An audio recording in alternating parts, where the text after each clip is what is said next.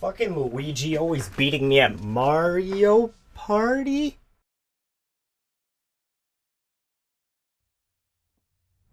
You!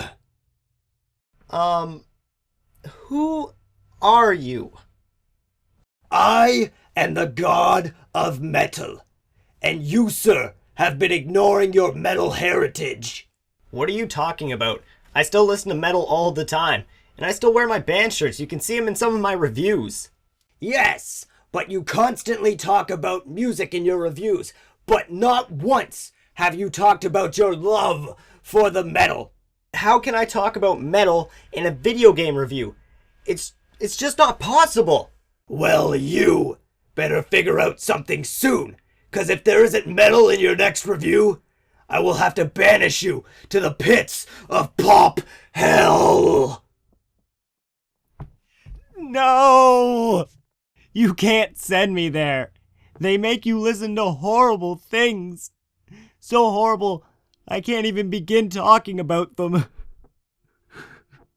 Then if you wish to stay in this loving realm, you will heed my warning and stay true to your metal heritage.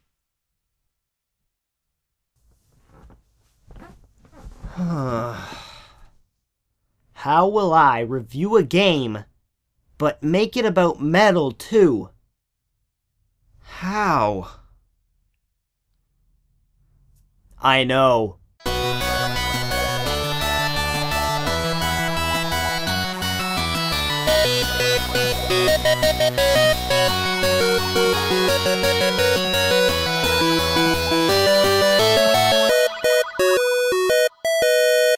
Come on, where is it? It's gotta be here somewhere. There it is. Legend itself. Metal reincarnated. Brütal Legend. The perfect way to review a game and keep a metal touch to it. Brütal Legend is known as one of the most underrated games of all time. Right up there with Psychonauts. Poor Tim Schafers. Makes some of the best games around, but just gets none of the love. But, is Brütal Legend actually an underrated game? Or should it stay locked away from the rest of humanity forever? Well, let's take this game to school and find out. The story.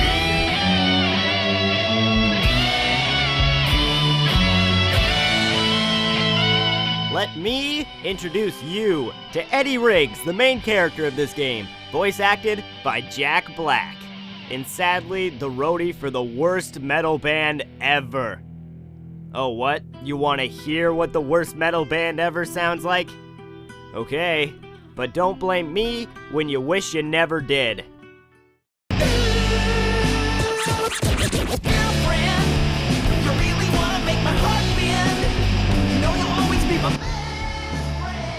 I can fix anything, except that. Metal is dead. Yeah, that's right. Cover your ears. I told you they were bad. Now you must be asking yourself, how can something based around this be a good game? Well, I'll explain it to you in 2 words. Eddie dies. But don't worry, the god of metal Armageddon takes him back in time to the Age of Metal.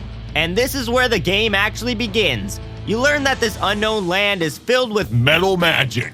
You then meet up with Lars, Ophelia, and Lita, a small rebellion out to take out the evil leader General Lionwhite.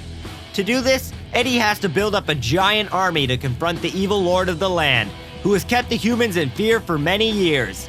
And once you finally confront and defeat Lionwhite, you figure out he was just a puppet controlled by the evil demon Emperor Doviculus. The main point of the story at this point changes to having to take out Lord Doviculus, with many other plot twists in between. Like, I'm not joking. This game has a shit ton of plot twists. It's ridiculous. But they're all so well delivered, you're always left speechless and at awe after each one, making you just want to keep playing the game even more. But I'll leave talking about those plot twists for the final so I don't spoil anything for you guys. Now, the story for this game is well put together, with a great plot and great characters. So, I'm gonna give the story for this game a B+. the gameplay.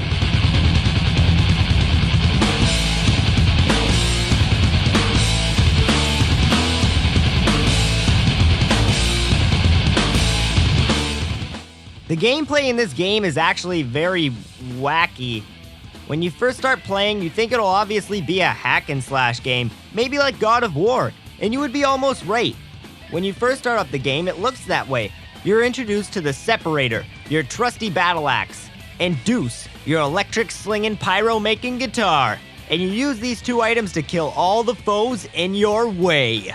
But that isn't all this game is about. You get a whole giant world to explore. And to do this, you get the Deuce, Eddie's self-built hot rod. And scattered around the world are statues, viewpoints, and side quests for you to find that give you extra fire tributes, which can be used at Motor Forges to purchase upgrades for your guitar, axe, and hot rod.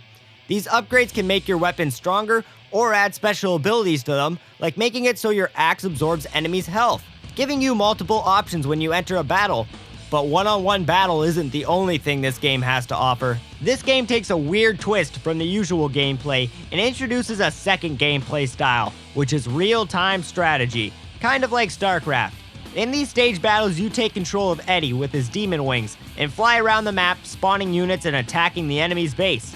But to be able to build these units, you need to collect fans, and you do that by playing riffs in front of fan geysers, which create merch booths that send the fans to your stage, allowing you to build more units. Now, there are multiple guitar riffs in the game that can be played, not just to collect fans, but others like slowing down your enemies in stage battles, powering up your units, crashing a zeppelin into the ground, causing a giant nuclear explosion, or my personal favorite, the face melter.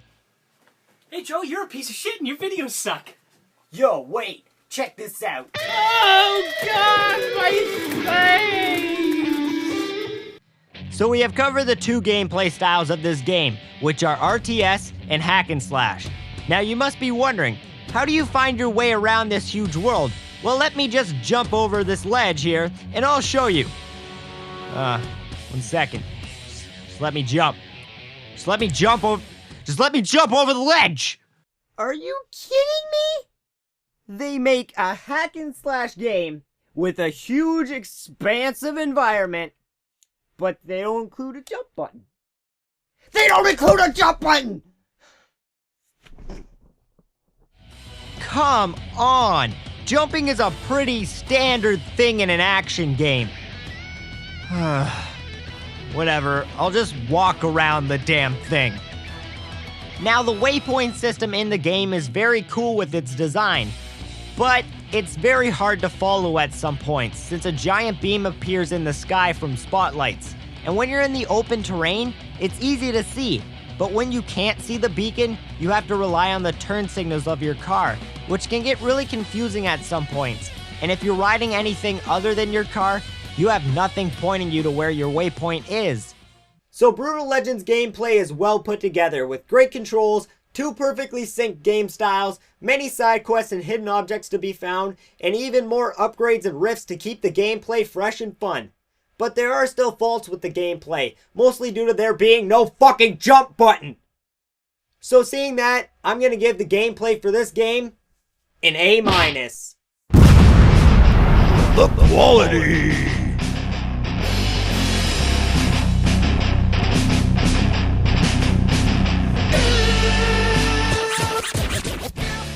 This game has a graphical style all of its own, and I love it. When you first get into the game, the world looks normal. Great graphics, beautiful lighting, and amazing scenery. But once you get farther into the game starts to change. The world starts to change with what is happening in the story. Fighting creepy undead Tim Burton people, the atmosphere turns black and white and foggy. Driving through a swamp, the lighting turns green and everything looks icky. And how about fighting evil demons? Well, you obviously have to have a hellish looking place with creepy red lighting. They also added in a maturity block into the game, just in case you didn't like swearing or blood and gore in your mature rated game. But there's a catch. They did it in a perfect way to still keep it funny like the rest of the game. Just check this out. I told you not to climb on that, you stupid mother! Fucking piece of shit! See that, Call of Duty? There are ways to make maturity blocks and not take away from the game's atmosphere. Just remember that, okay? So the graphics in the game are breathtaking. You can see the time and effort put in. But that's not all we talk about in the quality section. We also talk about the music. So let's see what we have music-wise for the game. Oh my god. Metal. Metal. Metal everywhere! So obviously in a game based around heavy metal, you have to have some epic metal in the game.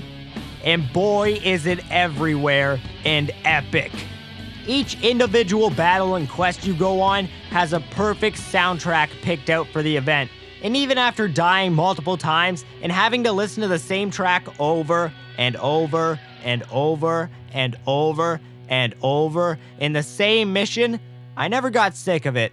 And wait, there's more! That's right, while you're driving around the main world in your metal-ass hot rod, you also get a radio to listen to any metal songs you have unlocked. And if you want to know what song you're listening to, just press the start button, and bam, it's right there. It's so perfect. Now this is just my opinion, but if you hate heavy metal, you're not going to like the soundtrack for this game at all. But even if you hate the soundtrack, the quality of the graphics and atmosphere are just too good to overlook. So seeing that, I'm going to give the quality for this game an A+. And trust me, that's not something you're going to see a lot on this show. The final.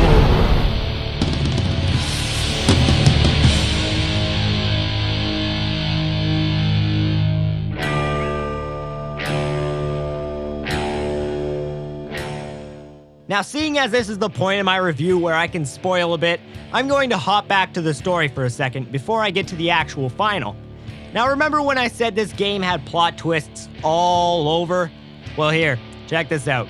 Ophelia turns into a bad guy. Plot twist. Lion White isn't the big enemy. Plot twist. Ophelia isn't actually the evil demon lord you thought she was. Plot twist. Eddie's mother is actually the demon lord. The Twista of La Plata. And probably a couple more I can't even remember. They're everywhere, especially at the end of the game. Now, speaking of the ending, the final stage battle in this game is against Doviculus and the giant titan he revived from the Lake of Tears. To defeat this giant, you must attack the two heads of the monster and crash your car into their eyes to finish them off while the most epic Rob Zombie song plays in the background. Once you finish off the two heads, you can crash your car into the main head and fight Doviculus one-on-one to the death. Decapitation! Man, that's brutal. After Doviculus is defeated, you save Ophelia from the Lake of Tears, and the rest of the world is free from the evil Emperor's terror. And Eddie leaves, but not before making an epic ending. In the intro, we are introduced to a long monologue from Eddie Riggs, and we hear the exact same monologue as the game ends. And man, I love when games or movies do that shit. It just, man, I say this a lot, but it brings a tear to my eye. Just brings a tear to my eye right here. So the epically done ending for this game is going to get an A from me. Now I may be overrating that, but I really don't care. I love this game too much to care. And this is my review show, so I can do what I want. Yeah! Now, going over our 4 gaming elements, we can give this game an overall score. Now, I double thought about giving this game this high of a score, but this is definitely a game I would add to my top 10. So, seeing that, I'm giving this game an overall score of an A. If you love metal, this is definitely a game for you. And if you don't love metal, then mute the music and play the game anyways, because it's just that good. Now, I picked this game up for like $5 at my local game store, and I don't think I've ever made a better decision in my life. Wow. That's kind of sad. Anyways, I'm Badman, and I take games to school. Wait. I just wanted to say, I loved your review. But there is one more game I want you to review for me. Alright, it can't be that bad. What do you want me to review? I want you to review Putt Putt Saves the Zoo. What? You're kidding me, right? The God of Metal does not kid around. Now stop laughing before I send you to the pits of pop hell. Alright. I'll review your little kitty game. Just don't send me there. Good. I can't wait to see it.